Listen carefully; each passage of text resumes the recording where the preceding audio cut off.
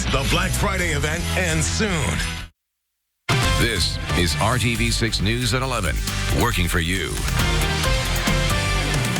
New at 11, a Warren Township school bus driver is out of a job, but the family of a student doesn't think that's enough after their 8-year-old says the driver choked him.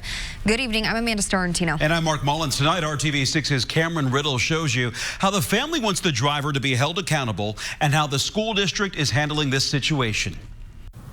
An Indianapolis grandmother is livid after she says her 8-year-old grandson was choked by his Warren Township school bus driver. Now tonight, she's asking for more than just that driver's job. Javon told us that he was on the bus and the bus driver came, reached over another student, picked him up by his collar, choked him, dangled him in the air, and threw him in the aisle. Kimberly Kincaid is asking for criminal charges to be filed against the driver of Warren Township Bus 173. She says school officials told her the incident happened on Friday, November 8th, but Javon's family wasn't informed until Tuesday, the 11th. We were in total shock because we hadn't heard anything from anyone. My grandson didn't even say anything. I believe he was just that frightened. Video of the incident has not yet been shown to Kincaid or her family. She's asking for accountability and transparency from the district, along with a response for behavior she calls unexcusable. His reason for this was he was having a bad day. If he was having a bad day, he should have stayed at home and choked his own children. A spokesperson for Warren Township Schools confirms to RTV6 an incident did happen on the bus on November 8th, and when they learned about it on November 11th, it was immediately investigated. Officials determined the driver did not choke 8-year-old Javon, but did handle him inappropriately. That driver has since been fired. This grandmother says it is not just allergies bringing tears to her eyes. It's the thought of the mistrust from a school employee who was supposed to care for her grandson. They're supposed to have compassion.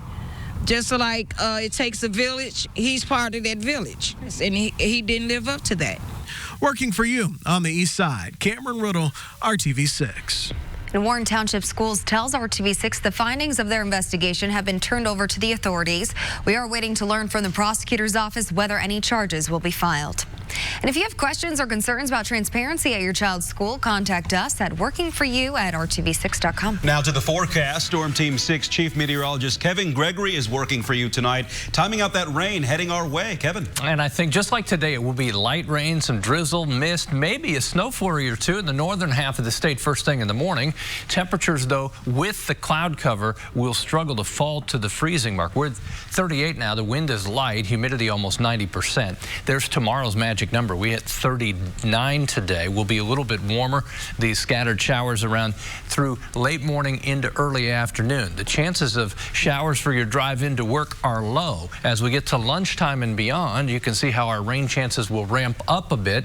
There's the cloud cover first thing in the morning. 10 a.m. not much happening. Here come the showers in the afternoon into the evening hours, slowly marching off to the east. These temperatures are base temperatures from which we'll warm up. We'll talk about the upper 50s coming up. Thousands of teachers, educators, and their supporters will be in downtown Indianapolis tomorrow morning, rallying at the State House for change. The Red for Ed rally is happening from 9 to 3, and they're hoping to get legislators to consider several proposals this next legislative session. With 16,000 people expected at the State House, rally attendees are encouraged to ditch their cars to get there. RTV6's Cornelius Hawker shows you how Indigo is preparing for the big day and what you can expect. We understand we're going to see quite a bit more traffic. A lot of organizers are guiding travelers to use that for their ride. Leslie works for Indigo, and she knows Tuesday could be one of the busiest days the Red Line has seen, thanks to the Red for Ed rally. We have it actively in our schedule to make adjustments as we can. The usual parking spots around the State House aren't open, so you can expect to get your car towed if it's left in one of these spots. That's why the Indiana State Teachers Association is recommending several other options to get to the State House. The Red Line is one of them because there's a stop right outside the State House, and you can track the line's buses on your phone.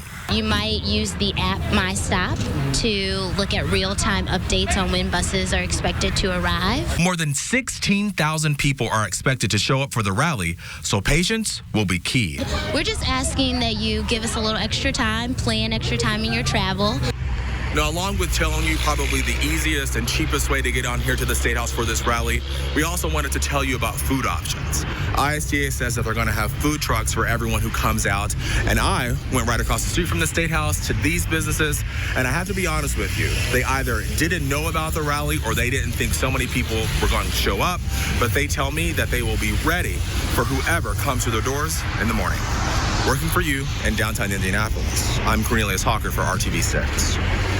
And you can find all of ISTA's recommendations for people coming to the rally in this story at theindychannel.com. You can also find a full list of schools that will be closed for the day and options for childcare. Stay with RTV6 on air on the RTV6 app and the RTV6 Facebook page for extensive coverage of Red for Ed Day tomorrow. That starts at 4:30 on Good Morning Indiana. A pretrial conference for the mayor of Muncie is set for January 2nd as he spends his final weeks in office facing a criminal charge. Public officials must serve the public and not serve themselves. And when there is a pattern of that not occurring, it calls for the intervention of federal law enforcement. Today, the U.S. Attorney for the Southern District of Indiana announced a federal charge against Mayor Dennis Tyler. He's accused of accepting a $5,000 bribe to award government contracts to a construction company. FBI agents arrested Tyler today. This could be, and probably indeed is, a sad day for the people of Muncie. But for those people, my message is simple. They, like any other Hoosier, deserve the best from their elected officials. And for those who abuse that power, they will be held justly accountable. Well, Mayor Tyler did not run for re-election. He's charged with theft of government funds and is the 7th person arrested and charged in a Muncie corruption probe. You can read more about the investigation by going to the RTV6 app and clicking on this story. High school basketball has not started yet, but a Central Indiana program is in the spotlight tonight. The Southport High School boys basketball team will not be able to compete in this year's state tournament. That's the penalty handed down by the Indiana High School Athletic Association over recruitment violations. The IHSAA says head coach Eric Brand provided a tuition payment to Perry Township schools on behalf of a player, and the district accepted the payment. People on the north side of Indianapolis hope neighbors saw something that could catch vandals who caused this damage that you see here. Several people filed police reports after their car windows were smashed over the weekend near 66th Street and North Park Avenue. Nicole Hagemeyer is one car owner who is picking up the pieces. She calls this crime senseless. And at first thought that maybe someone had stolen some things out of our car, and we were looking around in the car, but we didn't have anything inside even worthy of stealing. And then I noticed as I looked down the street that several other neighbors were out with vacuums trying to clean up the street in the backs of their cars, and had noticed then that there were at least 7 other cars between my house and 6 houses down that had also been broken into. Hagemeyer is urging neighbors to check their security cameras. If you have information, call police. Older technology means it could take longer for first responders to find you in an emergency. Hamilton County is starting a new program to help change that. When people call 911 from cell phones, dispatch centers usually rely on getting a hit off a cell phone tower to find a caller. But if you sign up for Smart 911, you can enter your address and other information beforehand in case of an emergency. This technology hits close to home for Jody Schwind. About a year ago, her nephew died after calling 911 twice in Cincinnati. Officers responded but did not find him. My kids are obviously very well aware of the technology. They have downloaded the app on their phones. I have them in my profile as well. And so if they ever called 911, I would know, my husband would know, and it definitely gives me a peace of mind, for sure. For more information about signing up for Smart 911, go to the RTV6 app, click on this story. If you think you cannot afford a flu shot, free vaccines will be offered at Community Hospital East tomorrow. The free flu shot clinic goes from 9 a.m. to 1 p.m. in the main lobby of the hospital on Ritter Avenue. Vaccines will be given to people ages 18 and older while supplies last. If you can't make it tomorrow, another clinic will be held on Thursday at the same time and place. Tomorrow, you can weigh in on the future of a project in Broad Ripple. The Parks Department will host a meeting on design options for the new Broad Ripple Park Family Center. You're encouraged to share your ideas and review their early concepts. This open house starts at 6:30 at 1550 Broad Ripple Avenue. Last year, the department unveiled a master plan for future changes to the park over the next 20 years.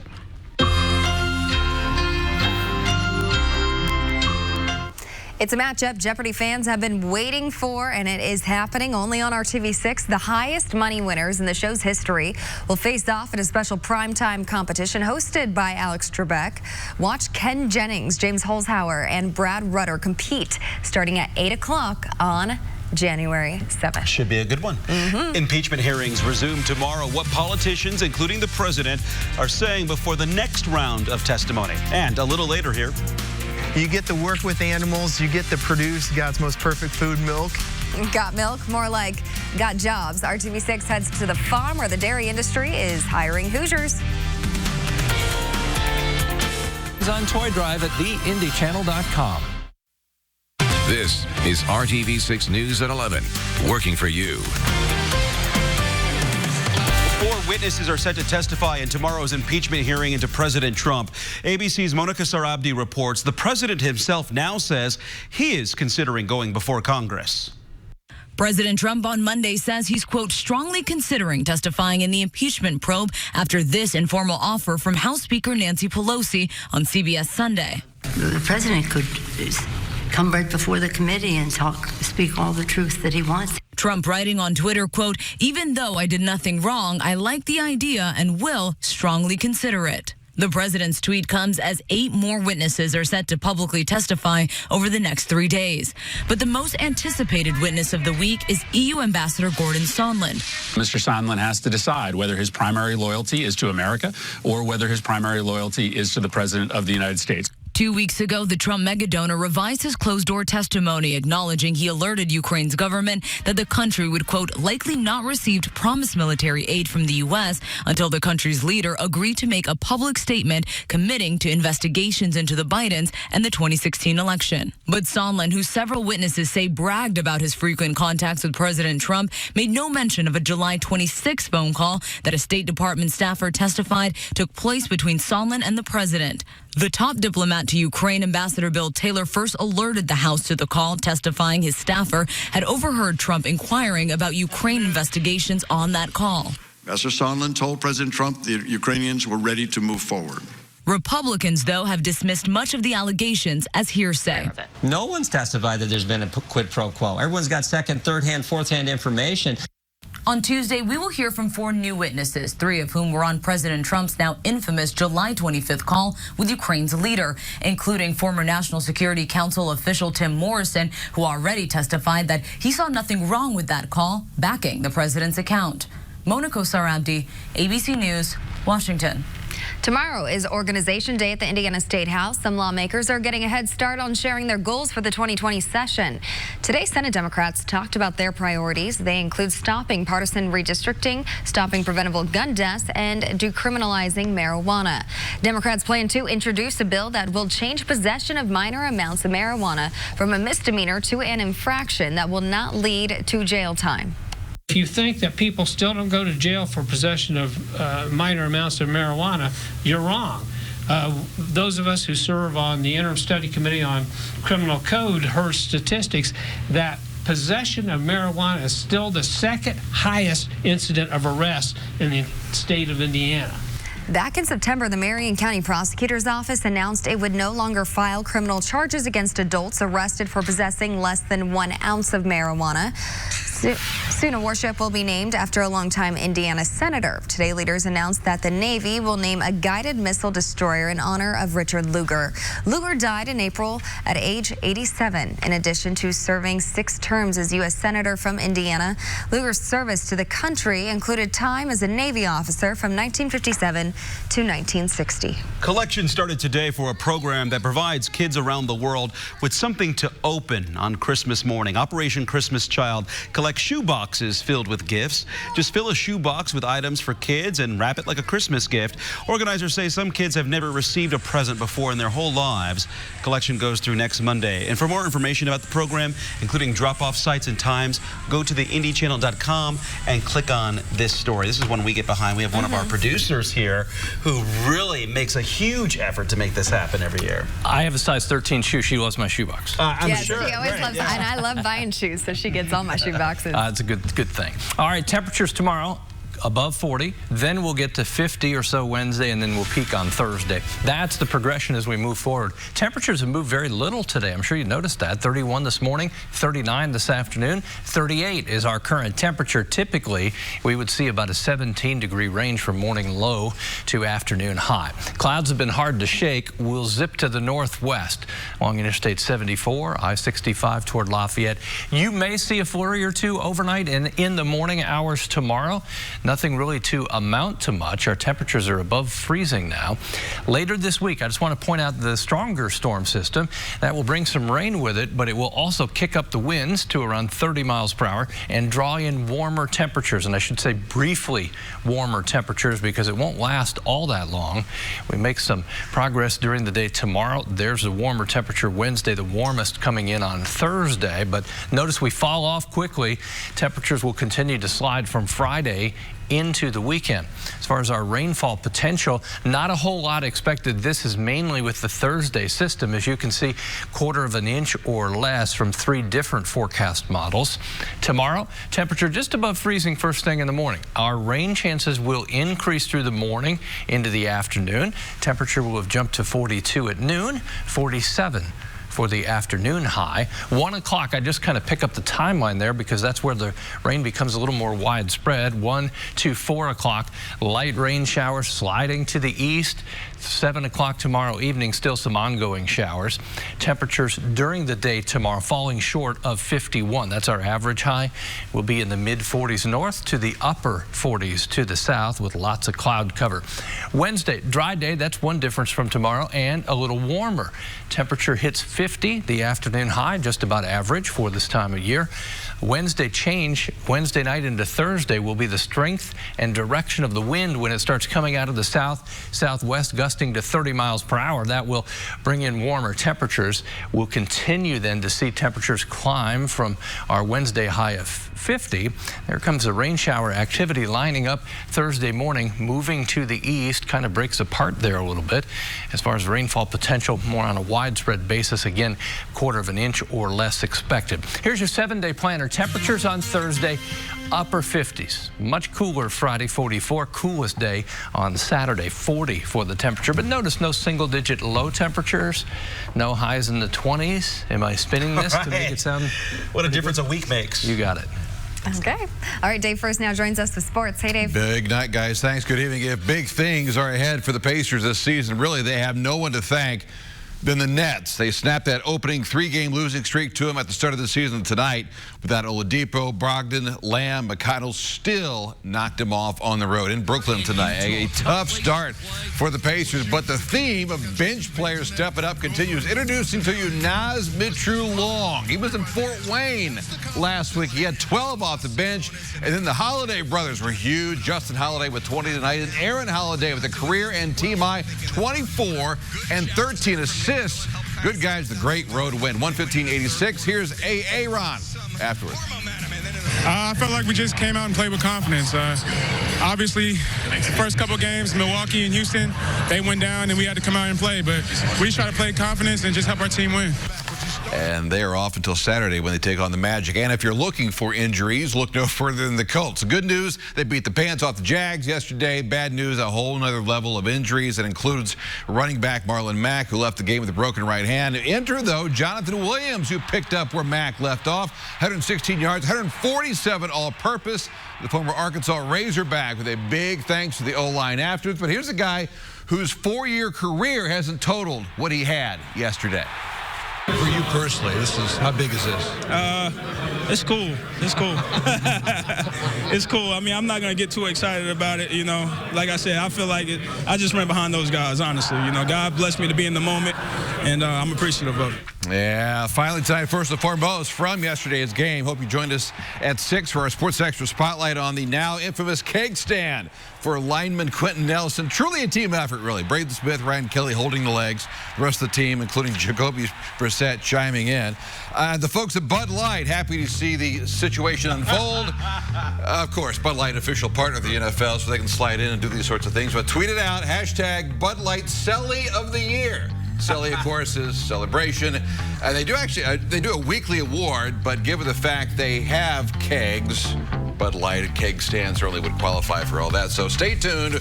We may not have seen the last of the keg stand and our folks at Bud Light. Dilly. Who was the keg? What's that? Who was the keg? Yes. No, who was the keg? It was the other lineman. It was a team effort. Right. So someone had to play the keg. Somebody's got to play the keg. Somebody heavier than the actual keg. Exactly. He wasn't This is thin. such a guy thing. Right, he wasn't thin. Lewinsky down in there. Oh, I'm sorry, go ahead. Coming Back up here to on the RTV6, right. The industry one-job site is calling recession-proof, and how you can connect to career and training opportunities in Central Indiana. We've got that story for you. 0 deposit, 0 first month, and 0 due at signing.